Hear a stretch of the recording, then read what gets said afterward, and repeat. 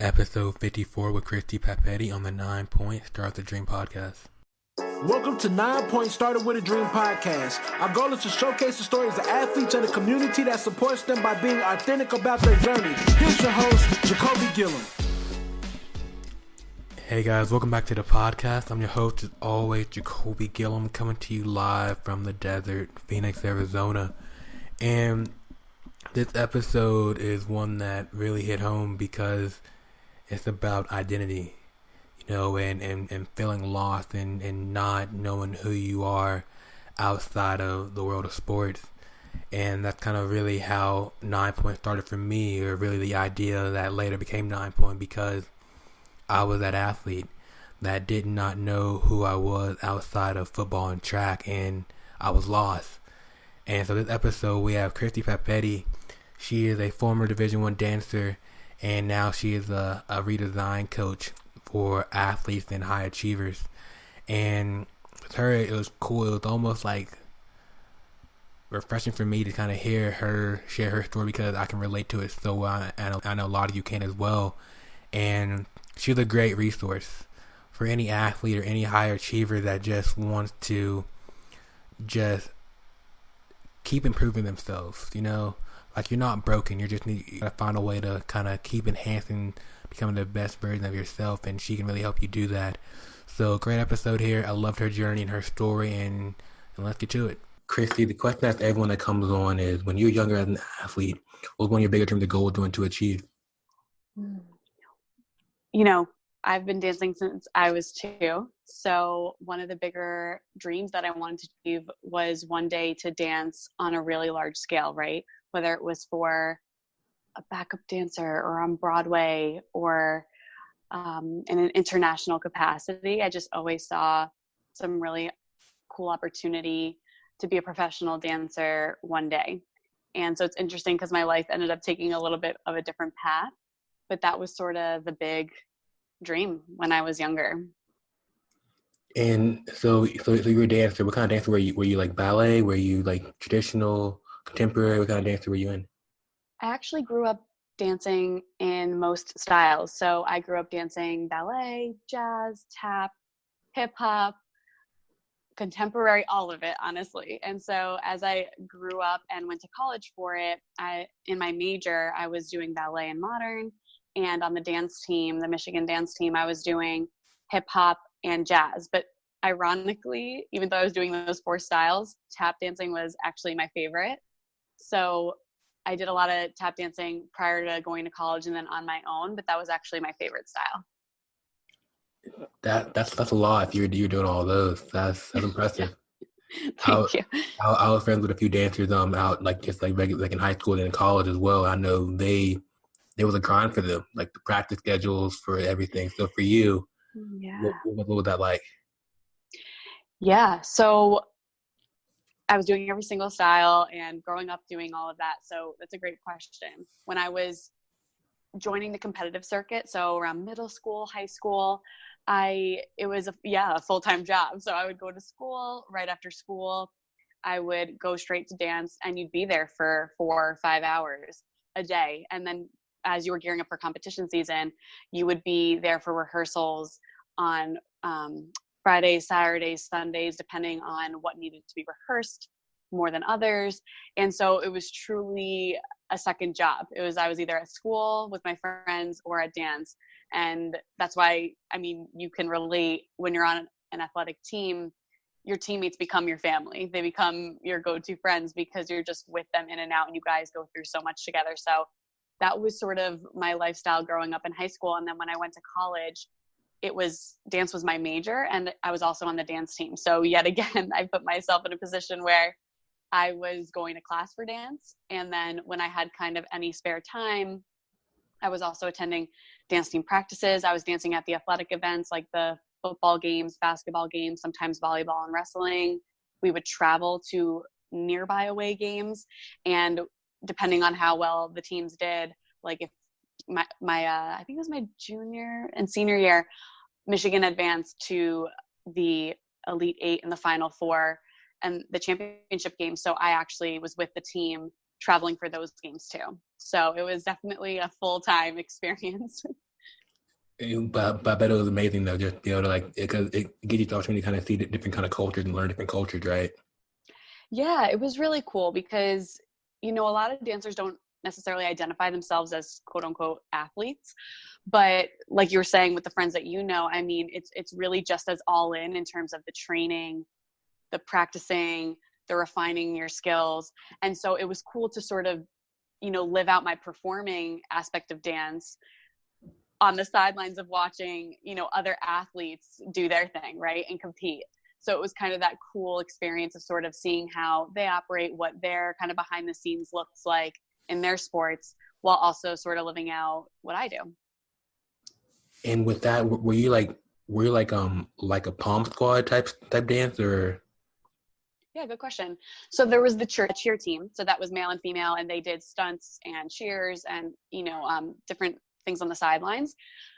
The dance team was a little bit different in that we too had pom-poms. So oftentimes we got confused, but we did hip hop dances at the breaks and the timeouts. We were also on the sidelines cheering along with the cheer team, but we would sort of incorporate those dance skills into our sideline routines or while we were on the court doing sort of those halftime or timeout breaks, if that makes sense. What do you call that at Michigan? At OU, it's called a Palm Squad.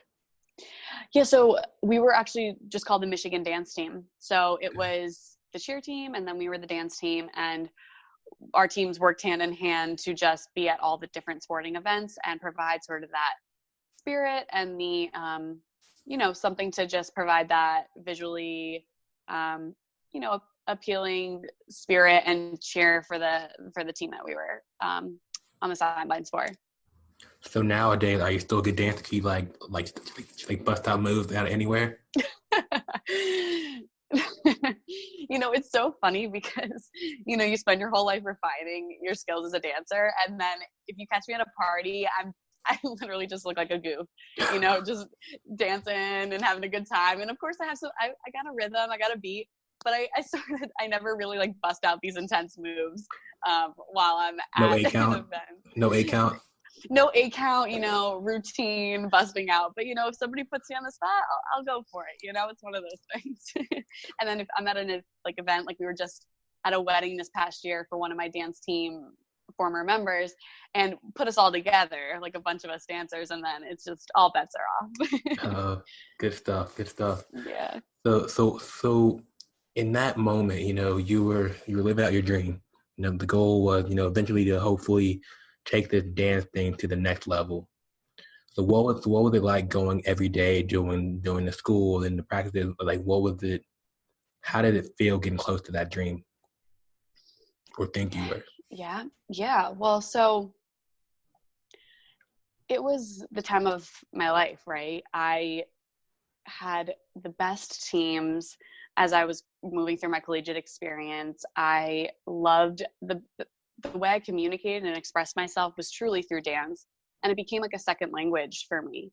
And so I had an incredible experience just getting to explore the different sides of dance and really refine that and sort of look forward to maybe pursuing it in a professional capacity. And so as I went through my experience, I got injured at the beginning of my junior year, and that sort of switched the tide on my whole experience. But also I know that some athletes can relate, whether they get injured or not, that as you're sort of nearing that end of your at least collegiate experience, it's tough because something that you love so much and love doing almost becomes a little bit of a job in a way, right? And you almost sometimes start to resent it a little bit and start to get burnt out, because it's like anything, when you're committing yourself that hard, that often, repeatedly, you almost need to take a step away. So not only did the injury, but then also kind of coming to the end of my 4 years, I was really kind of ready to take a step back when I graduated.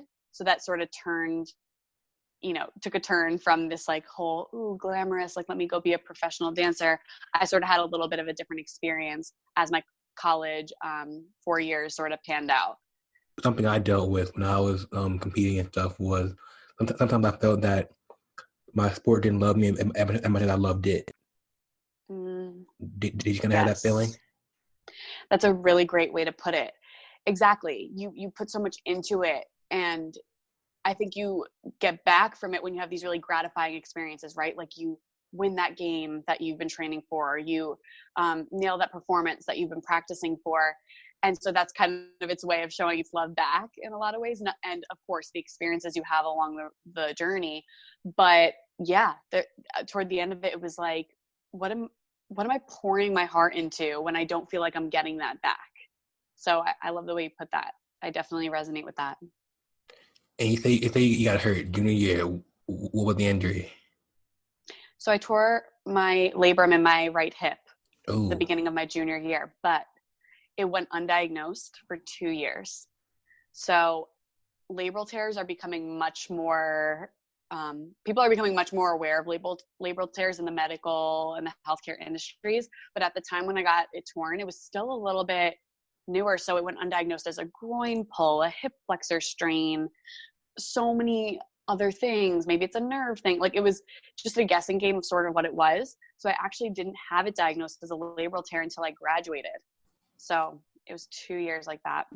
You sound like a true athlete, fighting through the injuries.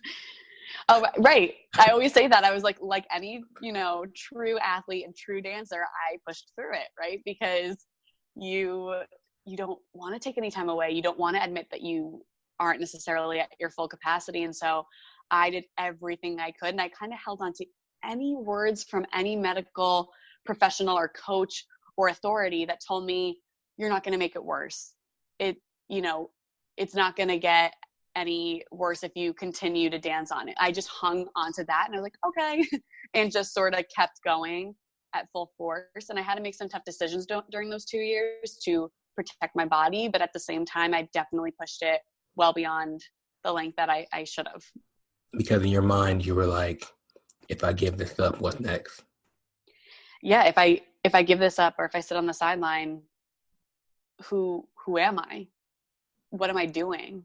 That was all I knew about myself and what I love to do. And it just really identified the person that I was. And it was threatening. I was like, I can't sit out. I'm going to miss out on all these opportunities. I'm going to miss out on being with my team. It was all those social and emotional pressures that pushed me to keep going. And just looking back on that, because I think a lot of athletes go through that same thing because we're so, and it's kind of we do natural work, but the whole identity crisis, we kind of get so caught up in who we are and how the world views us. So letting go of that part of us is just the unknown, right? Right, exactly. I think, yeah, you nailed it on the head. I thought that I was having a really hard time through that whole period because of the pain. Like I was like, oh, it sucks to be in pain, which it does. And I was like, I don't want to be injured. I just want to be normal, whatever that means. And I just kept chalking it up to being frustrated about the pain and the fact that I couldn't keep dancing. But it wasn't until years later that I processed through what I went through that I realized it was an identity crisis. Like that's truly what it was. But like during school, you were still like, yeah, I'm going to get through this. I'm going to bounce back. So how did the rest of your college journey go? Yeah. So I spent those 2 years not only trying to figure out what was going on with my body, but also having to make some really tough decisions. So in my dance major program, I had to choose, am I going to sit out of this dance piece because I don't want to push my body? Am I going to not do nationals my senior year on the dance team so that I can, again, rest my body but still do the games? So I had to make some really tough decisions, and I ended up pulling out of the competitive nationals routines that we did for the dance team. I pulled out of some performances with my major, and I did kind of the bare minimum, but things I still enjoyed. So I still danced at the basketball and football games. I still got to do my senior year thesis concert for my dance major program. So it was like picking and choosing these things, but it was like pulling a piece of my heart out every time I couldn't do something. And it seemed so dramatic to say, but it just really felt like such a life or death situation in these decisions of whether or not I was doing them. But it was that intense for me. So those 2 years kind of played out with picking and choosing. And then finally, when the end of my senior year rolled around, I was ready, like I said, to step away and be like, what's really going on with my body and how do I take care of it and figure it out now? So that was sort of what propelled me to the rest of my story. That's something, you know, and I just know, I bet it was like super tough because you saw your friends doing everything that you want to be out there doing. Exactly. And I was, invited to come along with the team as they competed at nationals, but it was honestly so hard for me to be there and to sit out, which in hindsight, I wish I had the strength and the resilience to have just been like the craziest cheerleader on the sidelines, just like cheering my team on.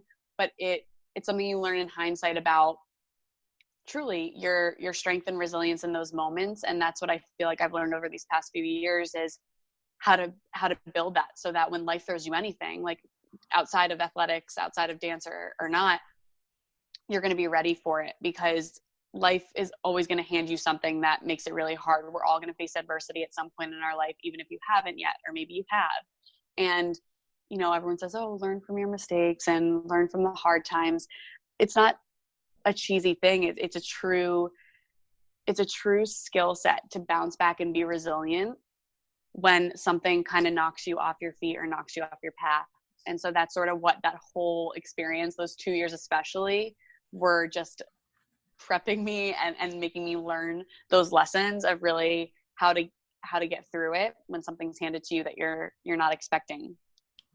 When it's not planned for, like that injury comes and you're right on a high. It's right. Like it like hits you in the gut and you're like, oh. Exactly. That's why, I talk all the time about, and I work with people now who were sidelined athletes, performers, or high achievers, because transitioning out of athletics alone is like a feat, right? It's hard no matter how you're transitioning out.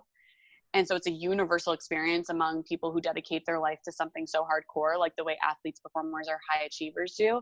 But especially when it's not on your terms or you're not expecting it, it's a whole other level of mental and emotional impact that takes a lot of navigation to work around.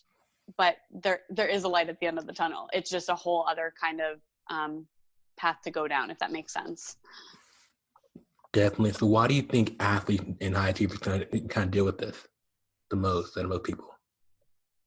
So why do I think they're kind of like their own breed in a way? Yeah. Yeah. Well, I think that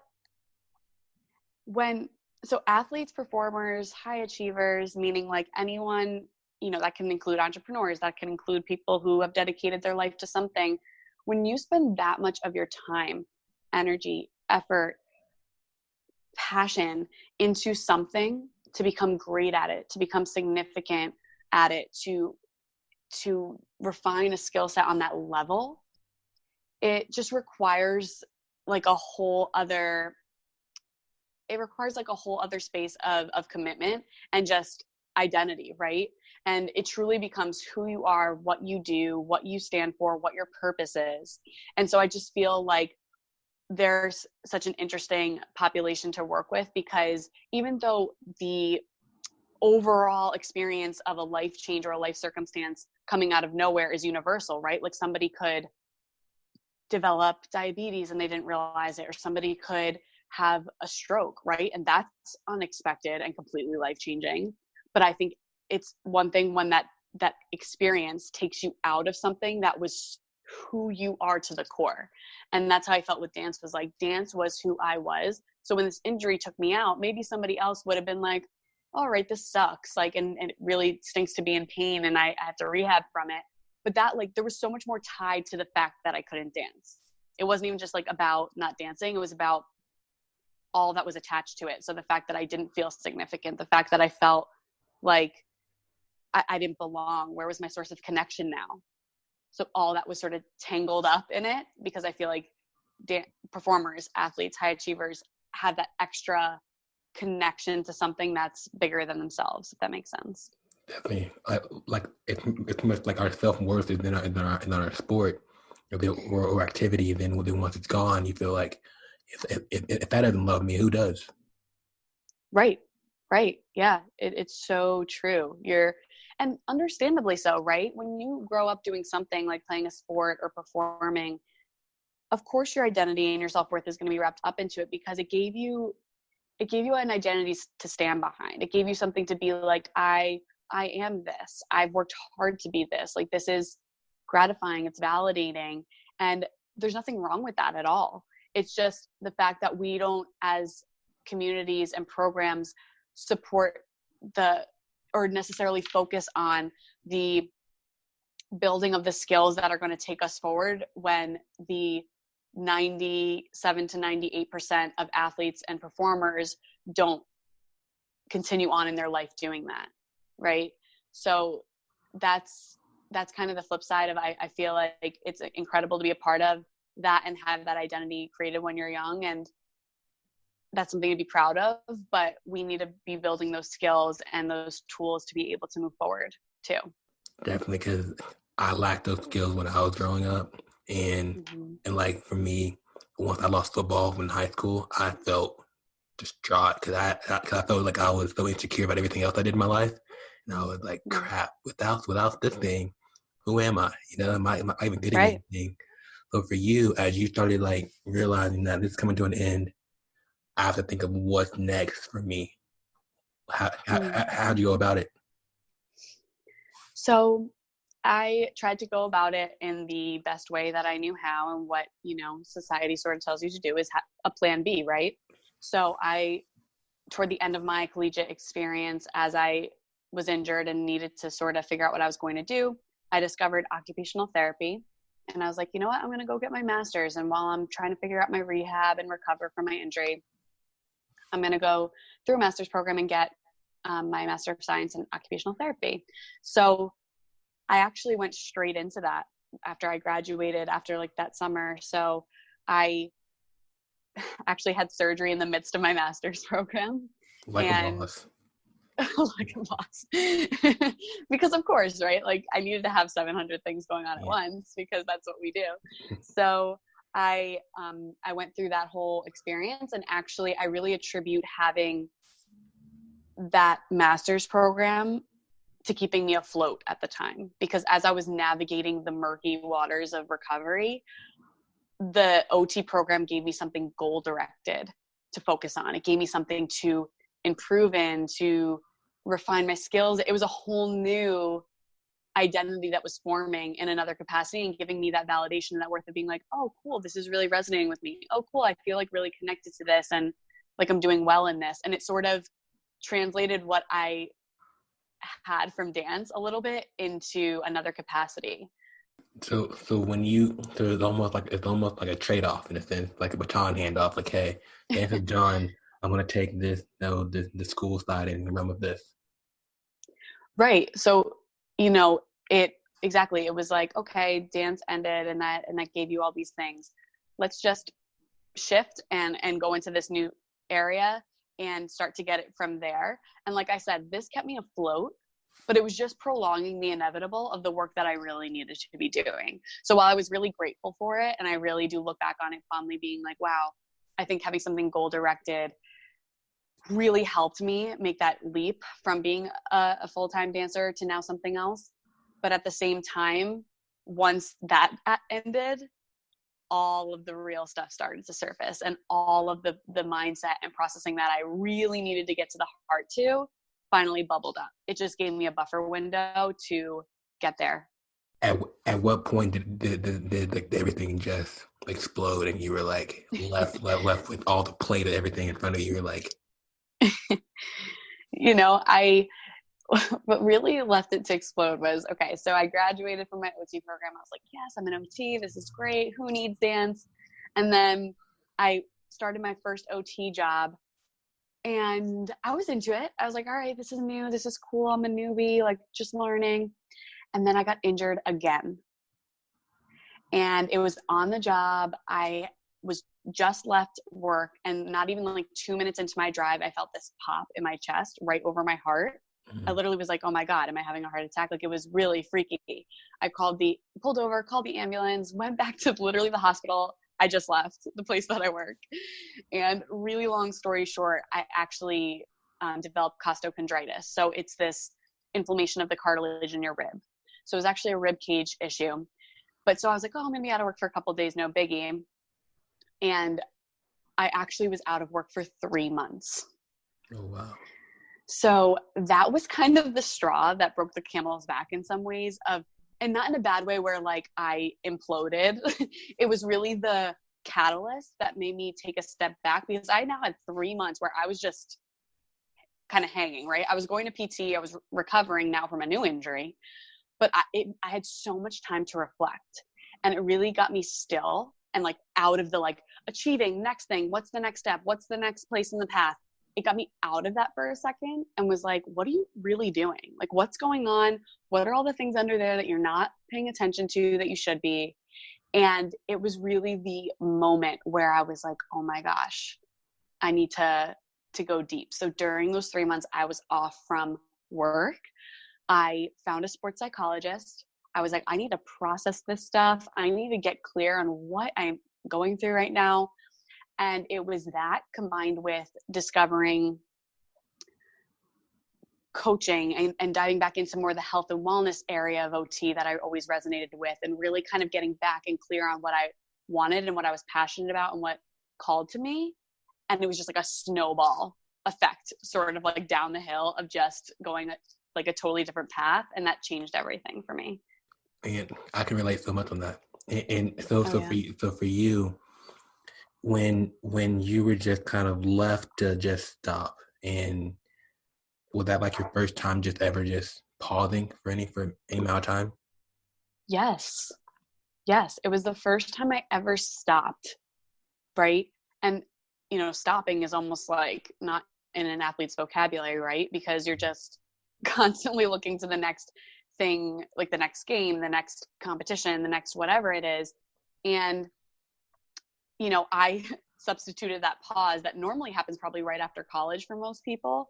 I filled it with my master's program, right? And I filled it with that surgery to sort of take my mind off of things and focus on something else. But when that injury in my ribcage, that of course at the time I was like, why me? But then it became like the best thing that ever happened to me, was really the first time I paused and I was like, I am just surviving. I'm not living right now. And why? Like, what's going on? There's a lot of stuff underneath there that I've just been not addressing. And so it was that moment that I first, paused and then sort of took a look at myself. And for you, when you kind of had that reflection, what was one of the things you kind of realized that was the reason you were acting the way you were? So there's so many layers, right? But I think if I had to like kind of narrow it in, I was operating of a mindset, I should say, of 110%. So I'm sure a lot of athletes can relate to this, but that was like always like my tagline. Like I always put myself like 110% of myself into everything I did. So that was true when I was a dancer. That was true when I was a collegiate dancer. That was true when I joined a master's program. And I was just burning the candles at all ends. And it was so great because my sports psychologist was like, just so you know, let's take Michael Phelps, for example. Beyond incredible athlete, major Olympian, right? Mm-hmm. He can't show up to practices at 110% every day, or even the meet or the Olympics for that matter at 110%, because he's going to burn the heck out, right? Like you can't operate like that. He has to give 80%.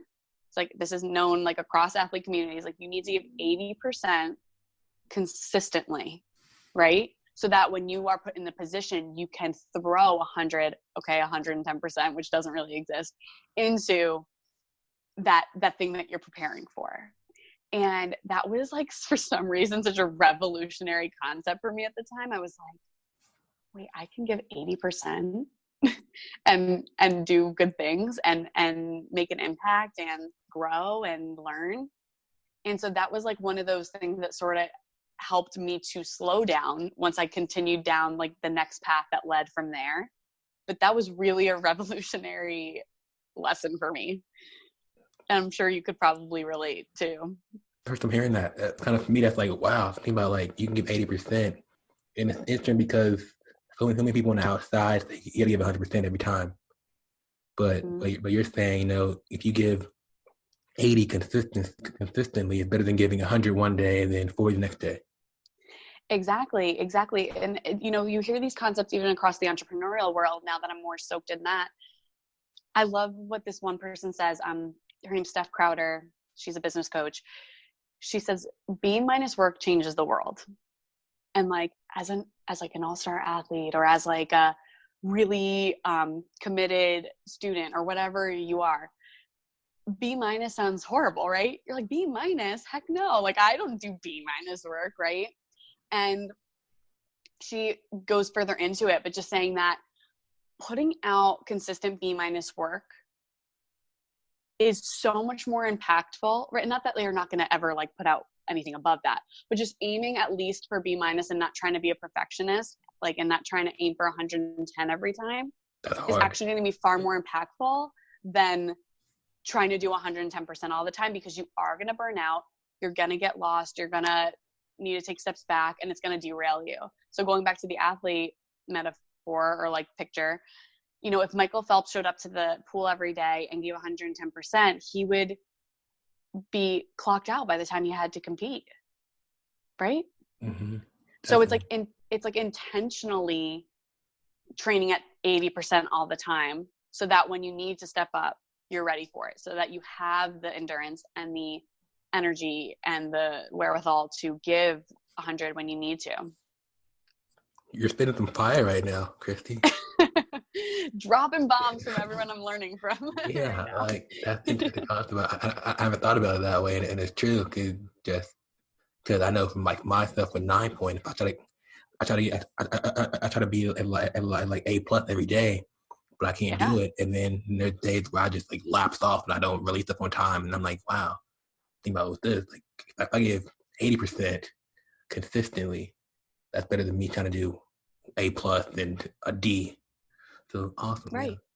Right. Because also chances are your 80% is still somebody else's 100, right? In the sense that, like, obviously we want to be striving to be our best, on a daily basis, but no one knows what your 100% is, right? And like, it's a metric that we're just basing on ourselves. And so I love even the quote, done is better than perfect, because I'm somebody who, channeling that 110% mindset, I do have perfectionistic qualities. Sometimes when I do want to create something for somebody or to put something out there, I refine it, and I'm like, this needs to be super research backed and high quality. And I end up just draining myself to the point where then, like you said, I fall off the map, or I need to take a step back and figure out what's going on.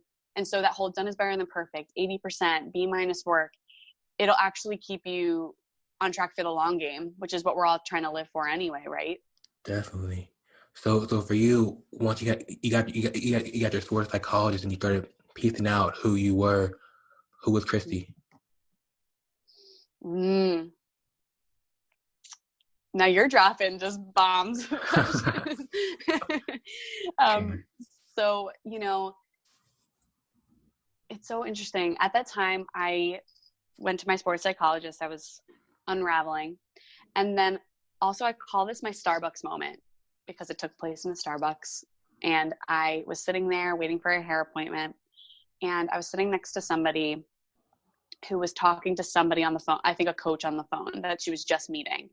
And so she was telling them she was talking loudly. I wasn't eavesdropping, but she was talking about how she's trying to get on track with some of her health goals. She keeps falling off. She was talking about a lot of mental blocks and mental struggles that she was having with all of it. And it was all health and wellness related and athletic related. And I just felt this overwhelming sensation, like truly in my gut, to turn to her and be like, let me help you.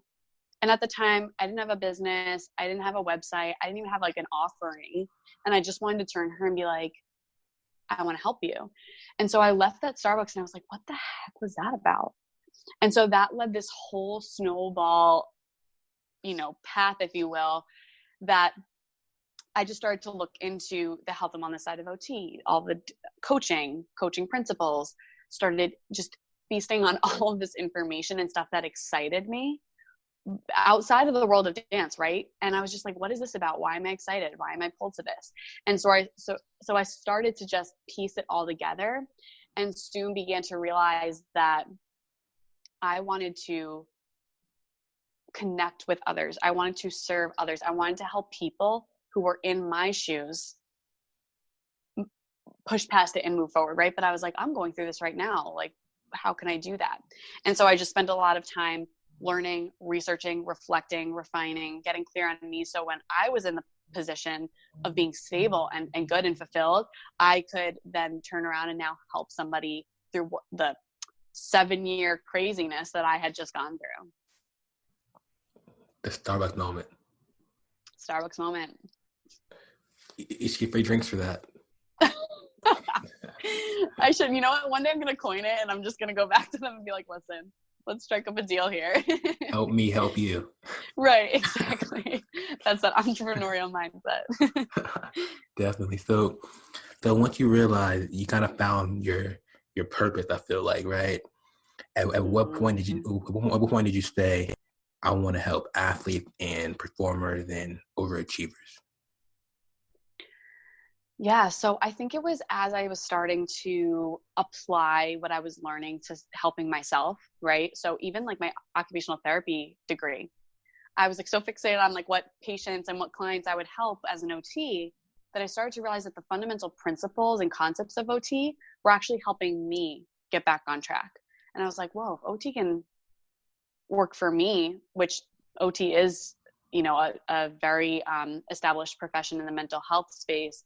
But I was like, if it can help me get through this, I want to use my background and my personal experience to help other people who were in my shoes. And who would be people that were in my shoes? I mean, like I said, the concepts are universal, but I really wanted to get into the nitty gritty, like I said, for the athletes, the performers, the high achievers, the people who know what it feels like that to be so connected to something and have that taken away. So that was sort of the train of thought and process there. Because it hurts. Like, yeah. So for you, this thing kind of started as almost like a business for yourself, and then developed to. So at what point did you say, how can I make this my full-time job? So I talk about that year, sort of when I got injured, and then I started to have this like snowball of excitement and just exploration. I talk about the year of intuition for me, because I sort of just took those 3 months, I figured things out, and then I came back and I just started to listen to myself, because I was so much more in tune after I went through the psychology and the work with the psychologist and just like the self-exploration. So I started to just figure out what was making me tick. And it was almost like I could not go back to where I was. It was really just like I couldn't go back there. So I went back to the job that I was out from for 3 months, and I resigned like a month later.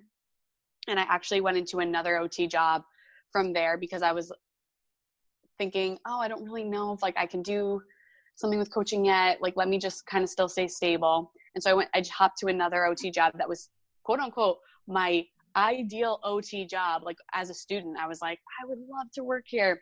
And so I started working there. I was like, maybe I'll still love this the same way. And 6 months in, I was like, it's rewarding work and it's great, but why do I feel so restless? Why do I feel like I need to run in the other direction? Like, I just was this overwhelming sensation that I couldn't ignore. And so even though I didn't have necessarily this like super solid and stable thing to fall back on, I was like, I can't continue doing this. It's crushing my creative spirit. It's crushing my soul that I'm just now getting in touch with, that I was like, I need to go, and I need to just make this happen. So while I was still at that job, I established my LLC. I committed to doing this thing, and I resigned soon thereafter. And ever since, I've just been on this path of figuring it out, following my gut, creating things that I know would support and help people. And and just moving forward. So it was kind of this trickling of like teeter-tottering between stable, taking a risk, stable, taking a risk. And I like felt like I did not have a choice. Like I had to take the risk. Back against the wall type stuff. Yeah, exactly. So for any athlete right now listening that's kind of in that position that where you were just not sure who you were, what would be your first step of advice to them? I would say if you're feeling like you're struggling with letting go of that athlete identity or even figuring out who you are beyond that, I would say take the time to really invest, whether it's just time, energy, or monetary, into your self-discovery. So whether that's reading books on things that seem to excite you, whether that's attending conferences or workshops or listening to podcasts, right, that sort of open your mind to something new. What I soon began to realize was that not everybody gets light up by the same things that I do, right? So to me, it was like, oh, wouldn't everyone just like want to do this? But I soon began to realize that no, not everybody feels compelled. So tune into what you're being compelled to. That's not just by chance, and don't just write it up to just any old thing, and don't try to logic your way out of it. Really listen, like what's pulling to you. And if you're not really sure yet, broaden your mind to what's possible. Try something different. Like, is your friend involved in something that you're kind of like, oh, that'd be cool? Give it a try, right? Like, be open, because I feel like I was so narrow-minded in what path I needed to go down and what the next step was. And it's all been blown up in my face, and it's been the best thing ever, you know? And so I would just sort of say, get clear and get quiet to figure out what is really lighting you up. And then what was it about your sport that lit you up? Like, obviously, yes, we're all going to say it was fun. Like, I love being a part of a team. Like, it felt really good to be good at something. Yes, 100%. But if you get really clear, what were the specific things about your sport or performance or anything that actually lit you up? For me, it was really that performance aspect. It was getting on a stage, showing myself, connecting and expressing myself in front of others in a different way. And so now I'm channeling that into what I'm doing today, and it's feeling super fulfilling and aligned, right? So I'm taking that performance quality, and now I am giving talks to groups of people. I am creating programs where I'm connecting with groups, and I can, quote unquote, perform, but by delivering a message or a connection or an expression that resonates with other people. And so I'm just channeling things that I loved about dance into my day-to-day now. And that's been super transformational, truly. Love that for sure. And one of our biggest concerns sometimes is that our friends won't be there if we do something else. So for you, when you started kind of figuring out the other side of you, were your friends still there? They were still there.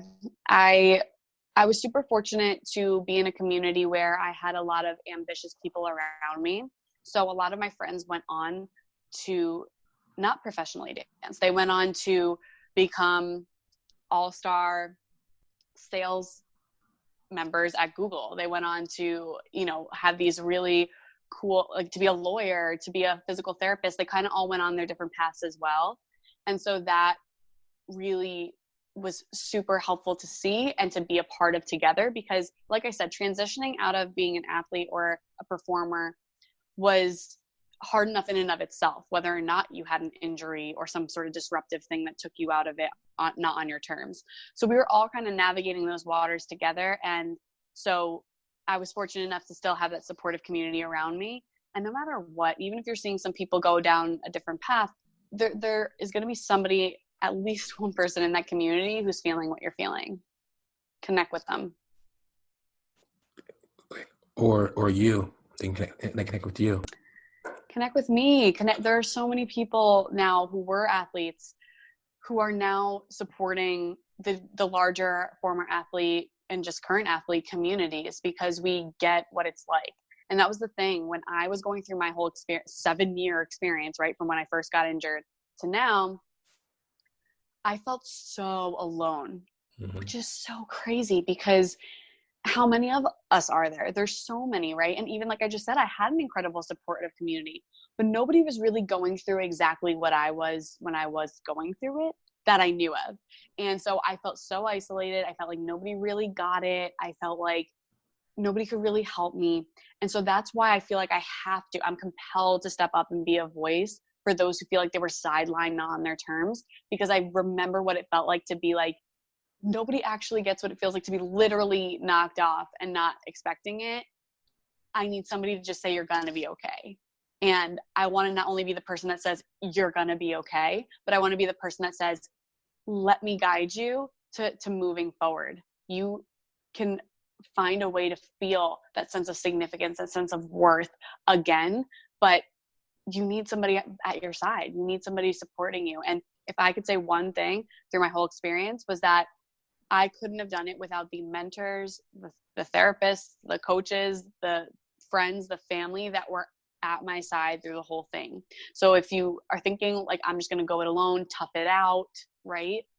You're going to come and hit a head where you're like, I can't do this anymore. And that was when I went through that too. And a lot of times too, we think if we voice this thing, people are going to judge us, and we all fear that judgment of losing that status of the athlete or the dancer, and we're like, oh, anxiety or depression, whatever it may be. And people are like, that's weird. You shouldn't do that, you know? Right. But exactly. But, you know, even if you get taken out of your sport or dance or whatever it is sooner than you expected, even if it's a little bit before the other people around you, like I was saying before, 97 to 98% of people, or sorry, I should just say 2 to 3%, because that's even more like of an extreme number. Only 2 to 3% go on to do something professional in those spaces. So you're not alone, and you know, people around you are ultimately going to be in your position to some extent, one way or another, even if it's not when you are right now. And so just trust in that there is more for you, right? Like that was not it, even though it feels like the end of the world. You have a whole rest of your life to live that you were maybe not going to be professionally dancing or competing or anyway. So let's actually like embrace that and figure out how you're going to move through it in the most aligned and fulfilling and just worthwhile way for you. So, similar question for you. So, I know like on your website you have this quiz. What's that all about? Yeah. So I created this quiz on my website that basically when you take it, it's going to ask you a series of 10 questions. It's pretty quick that really at the end of the day plants you into one of 5 levels. So these levels were created as like the levels of transitioning out of a sport or out of performing. So whether or not you got injured, it has nothing to do with that. It's really just the process of transitioning out. And what most people don't realize is that when you transition out of sport, you actually go through stages. So you go through stages of transition, you go through stages of readiness for any kind of change, like readiness to embrace any sort of change. You go through stages of grief a lot of the time with your identity. And so I sort of pooled those stages together into levels to help people understand better where they're at in their transition. Because when you have this self-awareness of where you're at, it'll completely catapult you forward. You're not going to stay stuck. You're not going to sit in the like crummy feeling of just being like, what am I doing? Why am I here? Why can't I seem to figure out what's next? And so it starts from level 1, goes to level 5, and it really helps you just figure out where you are in that transition and what is best for you to do in that transition to move to the next level and then to the next level. And I want to just say these levels aren't linear. It's not like you just go from 1, 2, 3, 4, 5. You can go to 2 and then fall back into 1 and then jump up to 3 and go to 4 and then fall back to 3. It's not this like perfect like linear path. Is life ever a linear path? Never. But it at least can give you that little snapshot of maybe where you fall now. So you can be like, oh, I'm in level 1 and I'm supposed to be feeling feelings of denial. I'm supposed to be feeling like I'm rejecting any thought of moving forward. And then actually, if I'm in level 1, it's not recommended to be in a program that's trying to push you to change, because you're not ready for it yet. And that's okay, because you're supposed to be going through that. And so that's just that, it's almost like a permission slip to be where you're at right now. Love that. I'm going to have to test it out. Give it a shot. Yeah. See where I'm at. Yeah, I love, and some people have taken it where maybe they feel like they're in a good place now after transitioning, but they took it just to see, oh, let me take this quiz as if I was transitioning out, just to see where I did fall, and if it sort of resonated with where I was, or even with where you are at now, because level 5 isn't the end. Level 5 just means that you've got to a place where you're now like ready for even more, and you're ready to really dive in to who you are and what you want to be doing. Love it. So one last question for you, Chris, to kind of wrap a little bit. So where can we find you at? Website, social media, we can kind of mention right now? Yeah, sure. So my website is chrissypapetti.com, and my Instagram handle is also just at chrissypapetti. So you guys can find me there in either spot and connect with me. Also, I do have this online Facebook group called the Second Act Squad, which is currently under renovation for a title, but you can just type it in and just be a part of a community of former athletes who just want to sort of support one another and just process things and get on the same page as they're trying to move forward and build lives that they love. So I would love to see you there. It's welcome to anyone who requests, and it's within the community. And so, yeah, you guys can find me anywhere in those 3 spots. Awesome. So one last question for you. So if you can describe yourself in 5 adjectives, what would they be? Authentic.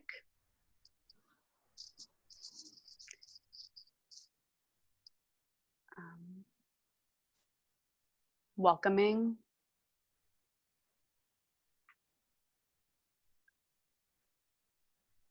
This is a good exercise. I'm like really getting deep here. So authentic. Welcoming. I would say ambitious, aligned, and integrity. I think the word integrity, even though it's a little bit different, I just really feel so grounded in that, because I feel like, especially in the world these days with social media, things can sometimes just come across differently than they are. And it's just super important to me to show up real, especially when it comes to talking about this type of stuff. You know, there's no room for sugarcoating, right? It's just real. We're all going through it. So I think that one is probably the most integral, actually, to my business and who I am. Love it. And I think it all connects with everything you said so far too, that those five words. So kind of for me, that helped me when I was lost. I was like, hey, crap, who am I? Like if I describe myself to somebody, what would I say? So Right. Yeah, no, that's a really great question. And then one more last thing, I keep doing this. So what's next for you? Yeah. So, actually, I don't know if I ever specifically said this yet on the podcast, but I'm a life redesign strategist for sideline athletes, helping them move forward to a life they love that's on their terms. And basically, it's really, I'm just spending all my time pouring myself into these athletes, performers, and high achievers who basically miss that feeling of being special, right? And significant, and feeling that belonging and that connection, like there's something, their purpose ultimately.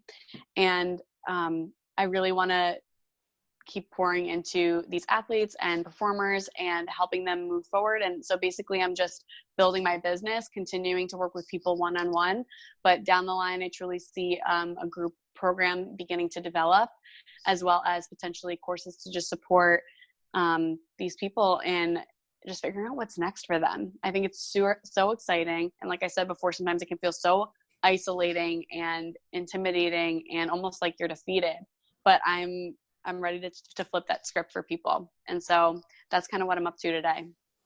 Love it, and because it's so needed. You know, we like you say, like we all kind of battle alone sometimes, and we shouldn't have to. So awesome that you're doing that. I love that. What you're all about. Thank you so much. And I think if I could like leave everybody with something that really resonated just with me, it's been on my mind this week. Former 2-time gold medalist Olympian Abby Wambach, who's a former soccer player, she said something that really struck me, and I really hope that it could help somebody out there listening today. Was she said that when she was going through a processing of transitioning out of being a player, she was like, I just felt like soccer made me special. Like that just gave me like my self-worth, right? And her wife, Glennon Doyle, turned to her and said, soccer isn't what made you special, Abby. What you brought to the game of soccer made soccer special. And I feel like that even just gives me chills now, because it's really not about the fact that the thing that you were doing or are doing right now is what makes you special. You're not it's not being this all-star track, runner or this all-star dancer is that what makes you special. It's what you bring to that, what you already have in you that's making that so special. And it's just about figuring out how you're now going to channel that into the next chapter of your life. That thing, that sport or whatever, it just gives you a platform to showcase who you are. Right. Exactly. It was just a platform to showcase who like you really are. This is good. I can talk to you all day about this stuff. I love it. No, really, I can probably go on for forever. So you might need to cut me off, but we're gonna have to get you on. So great. We're gonna have to get you on either a live call one day or 9 Point or something, because I think a lot of people don't know where to start, and I think you're giving them the blueprint to really take that step to. I think a lot like the college athletes that are about to graduate, and they're really about to hit that reality of 9 to 5 or whatever it may be. They're gonna really need someone to tell them, like, hey, it's okay. Yeah, it's okay. And no, you don't have to resign to a life that doesn't align with you. You don't have to feel like you're just any old person, joining the marketing world or whatever it is you're doing. Like, no, you don't have to resign to that, because you have more to offer. So let's figure out what that looks like. Love it. Chrissy, well, enjoy the rest of your day. Enjoy Jersey, and we'll be in touch soon, my friend. Thanks so much. It's been such a pleasure. Thanks for having me on. Yo, thanks for listening to this episode of the 9 Point Started With a Dream podcast. If you enjoyed this episode, please comment, share, leave a review. We would love to hear your thoughts. You can find more athlete-driven content at 9point.com. Till the next episode, you're only one opportunity away. Peace.